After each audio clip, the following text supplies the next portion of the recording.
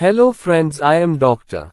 P. K. Paul. Welcome to my channel. Let's think about life differently and change it. So friends, the book I will read today is called Skill with People. So let's begin. Do you know how to get along with people?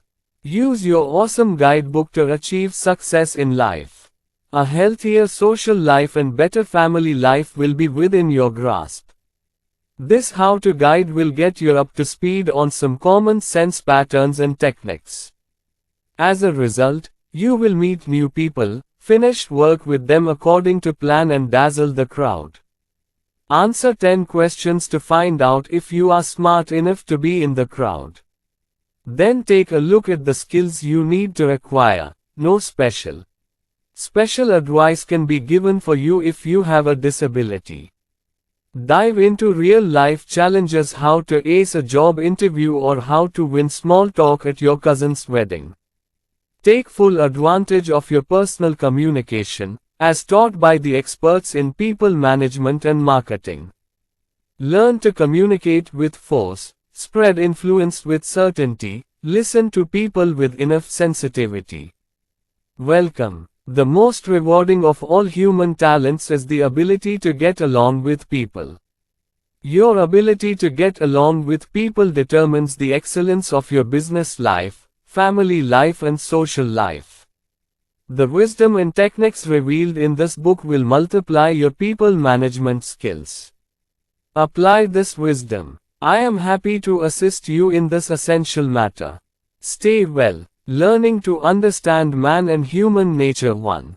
Learning to properly understand people and human nature is paramount to developing your craft of getting along with people, building successful human relationships. When you learn to understand people and human nature properly, when you know why people do what they do, when you know why and how people express their reactions to situations, only then will you become a manager of people. What lies in the right understanding of man and human nature is simply to know man as he is, not what you think he is, nor what you want him to be. What are they? People are mainly interested in themselves, not you. To put the idea another way, other people are 10,000 times more interested in themselves than they are in you. And the opposite is true. You are more interested in yourself than any other person in this world. Remember that self-interest and self-interest govern human actions. This characteristic is so strong that even in the meditation of giving, people's main thought revolves around their own satisfaction or happiness through giving, not how good the giving will be. That thought comes later. Realizing the self-centeredness of human nature, you have no reason to be rude or apologetic. It has been like this since the beginning of creation and will be like this until the end of time. We are all alike in this one respect. You should treat people based on the knowledge that people are primarily interested in themselves. This wisdom will give you the ability and skill to get along with others. In the following chapters, you will see how many fruitful practices emerge from this realization. The motto of your life is the realization that people are primarily interested in themselves, not in you. How skillfully you can talk to people. 2. When you are talking to people, choose the most interesting thing in the world to talk about. What is the most interesting thing in the world to them? They themselves. When you talk to them about them, they will listen with great fascination. This will give them a good impression of you. When you talk to them about themselves, you are motivating them in the right direction. You are working for human nature. And if you talk to them about yourself, you are pushing them in the wrong direction and working against human nature. Pick 4 words from your vocabulary. Me, me, me, me. Replace these 4 words with one word, the most powerful word ever uttered by the human tongue. You. Like, it's for you. If you can do it, surely you will get results, it will make your family happy, you will get both benefits, etc. Mantra: if you can let go of the self-satisfaction you get from talking about yourself or saying the words, I, me, my, me, etc., your personal efficiency and your influence and power will increase enormously.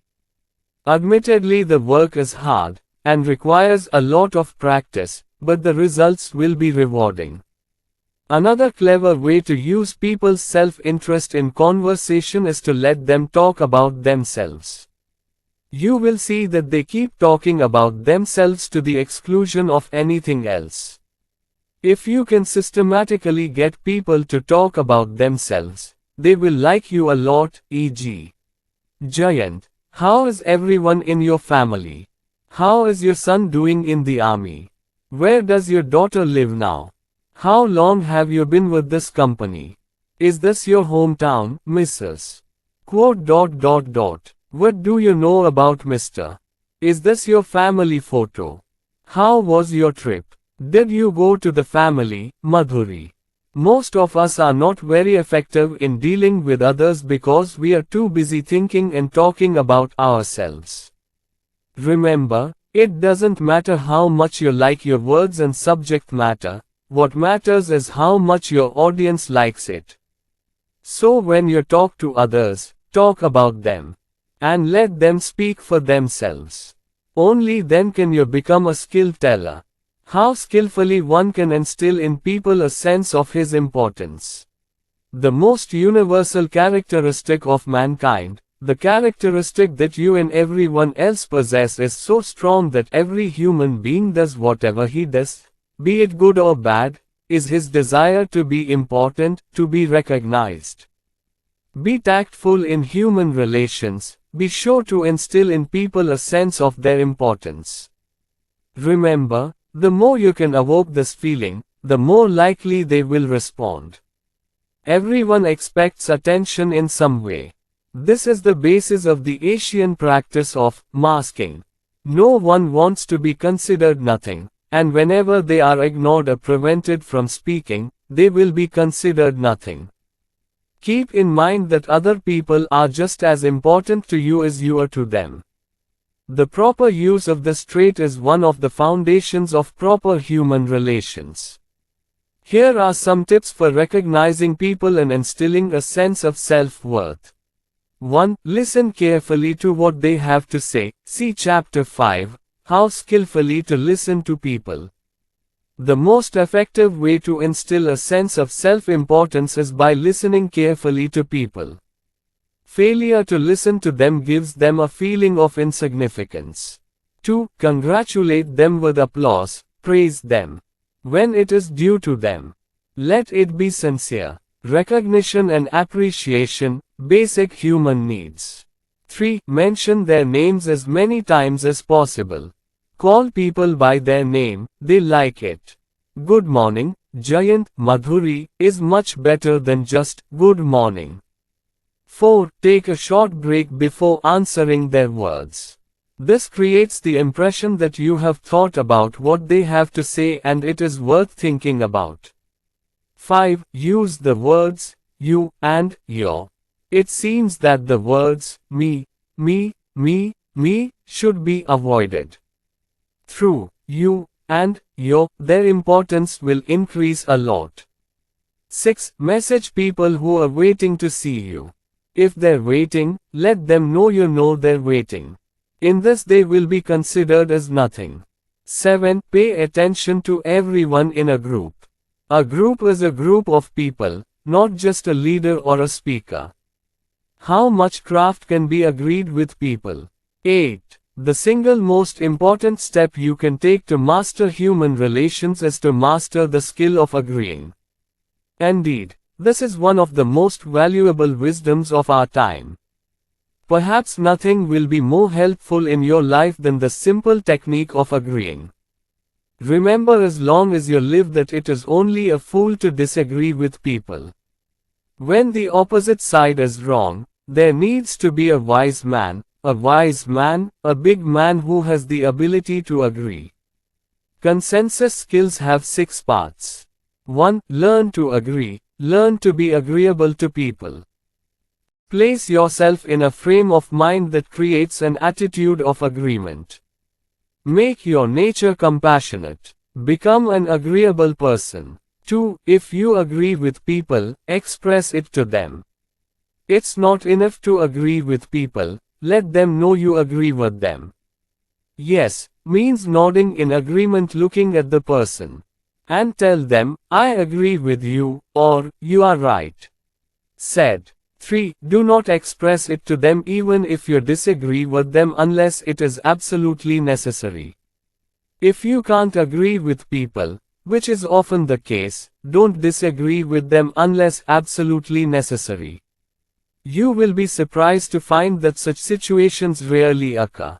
4. Admit your mistakes. If you ever make a mistake, say it clearly, I made a mistake, etc. Only great men can admit such mistakes, and people praise him. The average person will lie, deny, or make excuses. 5. Avoid arguing. Argument is the worst cause of human relations. Even if you are right, refrain from arguing. No one wins by arguing, no one wins by arguing in friendship. 6. Deal with combatants properly. Warriors understand only one thing, war. The best way to deal with them is not to fight them. They will first speak and say something, then mumble, and finally make a stupid face. Ability to agree. A. People like those who agree with them. B. People dislike those who disagree with them. C. People don't like being disagreed with in their opinion. How skillfully one can listen to people's words. The more you become a patient listener, the smarter you become, the more people like you, the more eloquent you become. A good listener always wraps himself in people's love before a good speaker. Because a good listener always inspires people to listen to their favorite speakers themselves. There are few things in life that will help you more than being a good listener. However, being a good listener is no accident. Here are 5 tips to become a good listener. 1. Look at the person who is speaking. Hear with your eyes, hear with your ears, look at him while he is talking. The mind wants to see the one who wants to hear. 2. Lean towards the speaker and listen intently. As if you don't want to leave a single word. Just as there is a natural tendency to gravitate towards good speakers, there is also a tendency to shy away from people who are not as good speakers. 3. Ask questions. This will make the speaker feel like you are listening to them. There is a high degree of flattery in asking this question. Questions can be as simple as, then what happened? Then what did you do? 4. Don't go off topic, don't talk between words. Don't move on until the speaker has finished, no matter how eager you are to move on to your new topic. 5. Use the words spoken by the speaker, you, your. If you use words such as, I, me, am, me, etc., you are taking the speaker's attention away from you. That is being said, not heard. These 5 formulas or rules are nothing but courtesy. Nothing will save as much courtesy as this tendency to listen. How skillfully people can be influenced. 6. The first step in getting people to do what you want them to do is to find out what they will do, what they want. When you know what moves them, you'll know how to move them. We are all different. Our choices are varied. We attach different values to different things. Don't assume that what you like, others will like too. See what they urge. What do they like? Then you can nudge them by saying what they want to hear. You just show them how they can get what they want by acting the way you want them to. This is the secret to influencing people. This means being on target with what you say. But naturally you need to know what the goal is. As an example of using this formula, let's say you are a job employer. You are looking for a specialized engineer for your company's work. You know that several other companies have offered to hire this person. Applying the formula, find what people are looking for. You first need to determine what position and company the person is looking for. What appeals to him the most? If you think it's a promotion opportunity, see how much you can afford that opportunity. If the candidate's primary consideration of experience is job security, you should mention this security. If there are other educational qualifications, also mention them. The point is that you understand what the engineer wants and then show him how to get it the way you want it, i.e. to work for you. Need. If you think of this formula in reverse, you should first apply the qualifications, duties and responsibilities required for the job so that you can demonstrate your ability to meet their needs, able to communicate. After you know what they want, you can phrase the answer in the way they want to hear it. The way to find out what people want is to ask them questions, observe them and listen to them. Then try to find what you need. How skillfully people can be trusted. 7. Whenever you speak something for your own benefit, the religion of man is yours. Skepticism towards what you say. You can eliminate much of the skepticism by going a little differently. It is better to quote someone rather than say it directly yourself.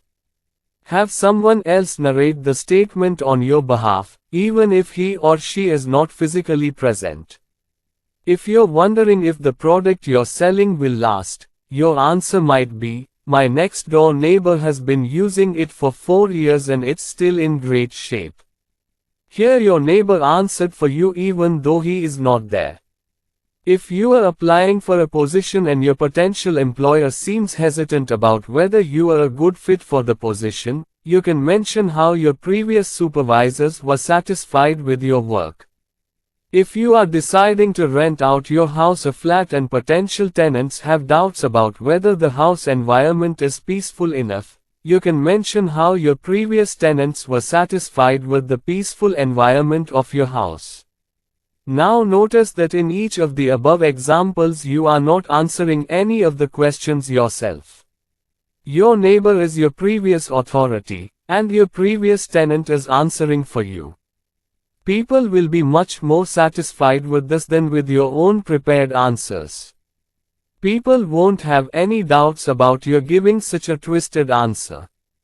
If you had said it in your own words, people would have taken it with skepticism. So answer through the third person. Quote other people. Tell the story of success to people. Talk about facts and figures. How skillfully people can be manipulated. 8. There is much more truth in saying yes to people than relying on luck, guesswork, or whim. Those who are good at human relations have a number of techniques and methods that can be used to multiply the chances of people saying yes. Saying yes to them means doing what you want them to do. There are 4 good methods in this regard. 1. Provide the reasoning behind the person who says yes to you. Everything in this world is done for some reason. So if you want to get someone to do something, give a reason why he should do it.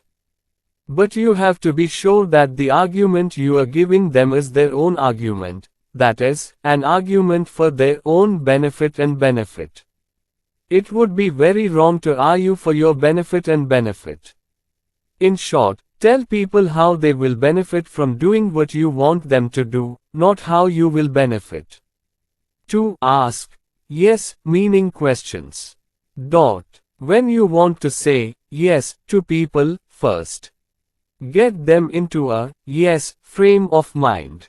Ask them 2 or 3 yes, meaning questions to do this. Example: you surely want to see your family happy. So, of course they will. You want the right value for the money you invest. So, of course they will. A yes answer question is a question whose answer is yes.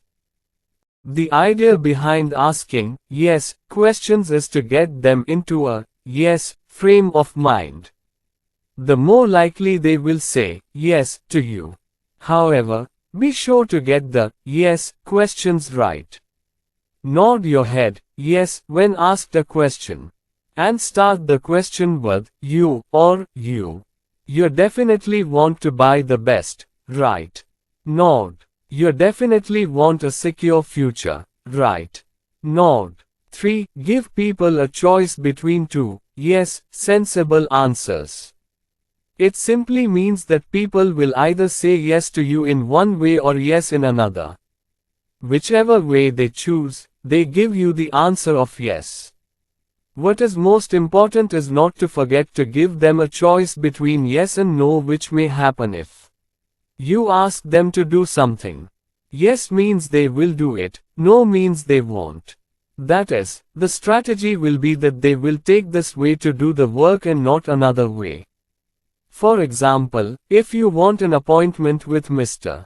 Sane, you can say, "Would this afternoon be convenient for you, Mr. Sane, or tomorrow morning or afternoon?" You gave Mr. Sane a choice of multiple times to choose from multiple yes answers. The least effective method would be to ask him for an appointment. Because then you are giving him a choice between a yes, you may get an appointment, and a no, you may not get an appointment. Example. You want black or white? It's not, would you like one of these two? So when do you want to start work, tomorrow or next Tuesday? It's not, do you want to start working? Aren't you going to pay the bill for it in cash now? It's not, are you asking for it? This method will not always work, but most of the time it will. Arguably, this would involve a lot more work than giving people a choice between saying yes and no. 4. Expect people to say yes to you. Let them know that saying yes is expected. When you expect a yes from people, it boosts your confidence. But it will keep you one step ahead of confidence. You let them know, and let them know specifically, that a yes is expected of them. Almost all people start from a neutral position, so they can be guided. Many people have no doubts about the path you show them, once they are told that this is the path that is expected of them. It's a great mindset, and after a few successes, the habit will become easier for you. How skillfully human moods can be pinpointed. You can make 9 people out of 10 like you instantly. You can make 9 out of 10 people polite, cooperative and friendly in a second, with the same magic. See how you can. 1. Remember that within moments of establishing a relationship, his tone and mood are set. 2. Use the second principle of human behavior. Humans are usually polite in response to other people's behavior. In short, people behave politely. So the first second is when you make eye contact before you say anything, then give the person a small smile before breaking the silence. What will happen? They will receive a humble response and they will happily respond to your smile. In every human relationship between two people, there is an atmosphere, a mood, a situation. Contrasting atmosphere, mood and situation. It's on every bill. I don't think it's a good idea to piss people off, dude. The thing is, it works. How skillfully people can be admired. 10. Man does not live for bread alone. His body and vitality require food. Think about how it feels to hear a good word or a complimentary word. Think how your entire day or evening can be brightened by just one kind word or compliment. Think how long this pleasant feeling lasts. Quite as you act, so will the reaction of others. So tell people the good things they want to hear. Saying nice things to them will make you feel good too. Be stingy with praise. Find something to admire in someone. Then do the praise. But, A. Appreciation should be sincere. If you can't be sincere, don't compliment. B. Praise the person's work, not the person. Avoid awkward or confusing situations by complimenting the work. Can go there is a touch of sincerity through this. This avoids accusations of bias. Through this, much more enthusiasm is created for the same work. Example 1, Jayant, your work last year was really great. Not like, Jayant, you are a great guy. Example 2, Madhuri, you worked great on end of year reports, not like, Madhuri, you are a great worker. Example 3, Mr. Sen, your lawn and landscaping are really wonderful. Not like, Mr. Sen, can do it. You work hard. Appreciate by showing exactly the right place. Sign of happiness. Make it a habit to say something kind to at least 3 people every day. Then see how you feel throughout the day after doing it. This is the signal of your happiness. When you see happiness, gratitude and joy in your eyes, bring it to other people, you will feel good. There is more joy in giving than receiving. Give it a try. How skillfully you can criticize people. 11. The key to effective criticism lies in the liveliness of criticism. If you mean by criticism, picking other people's holes, or driving them with your mentality, or leaving them in their place, you get nothing out of that criticism except to gain self-satisfaction by showing your temper or causing others displeasure, because no one likes to be criticized. Yet if you are willing to correct your mistakes, you can gain a lot from criticism if done in the right way. Here are some rules that will help you in this regard. 7 Essentials for effective criticism. 1. Criticism should be done in complete privacy. All the doors are closed, the throat is not raised at all, and no one listens. 2. Start the criticism with some good words, praise words. Create a friendly climate, hit softly. Pull close before hitting. 3. Depersonalize criticism. Criticize the work, not the person. Criticize the work, not the person. 4. Provide answer. North means the right path. When you tell someone what they are doing is wrong, you should also tell them what is right. 5. Ask for cooperation, don't demand it. It's the case that you get more cooperation from people by asking, not by demanding. Claims are the last resort. 6. One criticism for one fault. The fairest criticism is only fair for once. 7. End criticism in a friendly tone. End with a tone like, we're friends, we've solved our problems, let's get down to business together, by helping each other. Not like, you've been told many times, now understand what's best. These are the most important 7 sutras. With so much skill, people can be thanked. 12. It is not enough that you feel grateful or appreciative of people in your heart, you also need to express that gratitude and appreciation to the people concerned. Because it is human nature to respond to those who like to express gratitude and appreciation. They will respond with more in return. If you are grateful to people and if you show them your gratitude, they will almost inevitably give you back much more next time. And if you don't express your gratitude, even if you're grateful in your heart, chances are good that this next time won't come, and if it does, you'll get little in return. However, there is also some etiquette for saying, thank you. 1. When you say, thank you, keep it in mind. When you are thanking people, it should be sincere. When you are truly complimentary, people will understand your sincerity. If you're not sincere enough, they'll sense that too. 2. Speak clearly and with a clear accent. When you are thanking people, don't speak softly, or in a whisper or whisper. Give thanks as if you are enjoying Thanksgiving. 3. Look at the person you are thanking and speak. When you thank people by looking at them, it means a lot.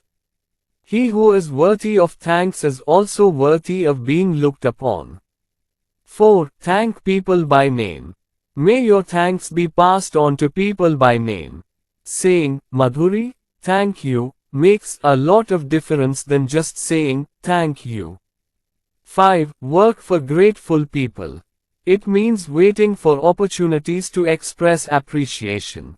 Average people will thank people who are clearly known, but above average people will thank people who are not so obvious.